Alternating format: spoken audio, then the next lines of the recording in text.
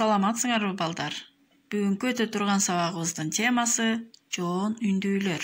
Сабагыбызды баштаардын алдында алтын эрежени кабыл алып алалы. Сабак даярдоочу ордуңарды, окуу куралдарыңарды даярдагыла. Жазуу сабагында олтуруу эрежесин сактагыла. Сабакка көңүл бургула. Сабагыбыздын максаты үндүүлөрдүн бөлүнүшүн эске алабыз. Ойлоо, эске тутуунун өнүктүрүү менен көнүгүүлөрдү иштейбиз. Таза, сулуу жазууга машыгабыз. Балдар, биз өткөндө ичке үндүүлөрдү өткөнбүз. Алар тилдин алга карай чүткүнүшү менен жасалган үндүү тыбыштар ичке үндүүлөр деп аталат. Аларга э, ö, ü жана и тыбыштары. Тилдин артка карай жыйрылышы менен жасалган үндүү тыбыштар жоон үндүүлөр деп аталат. Алар а, созулма а, о, созулма о, у, созулма у.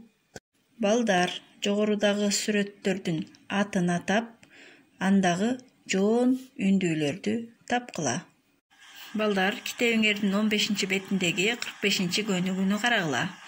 Хандарбыз жомогунун 3 бөлүгүн окуп, түшүнгөнүңөрдү айтып бересиңер.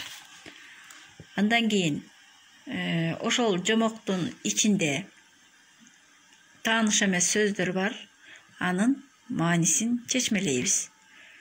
Бул сөздүктөрдү тептериңерге көчүрүп жазасыңар дагы 46 көнүгүүдөгү суроолорго ооз эки жооп бересиңер. Биринчи суроо: жашылчалар эмне себептен качышты?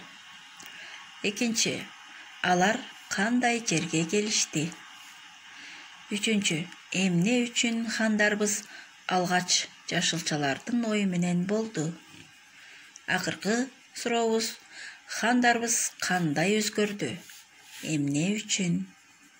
47 көнүгүүбүз болсо балдар, жомоктон 5 сөз тандап алат экенбиз дагы, ага сүйлөмдөрдү түзөт экенбиз.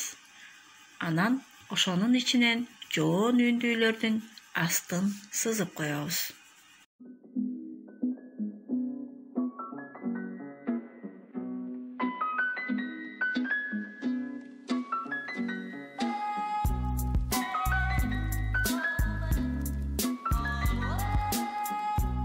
Балдар, жаңы сабагыбыз түшүнүктүү болсо, үй тапшырмасына 48 көнүгүүнү алгыла. Саламатта болгула.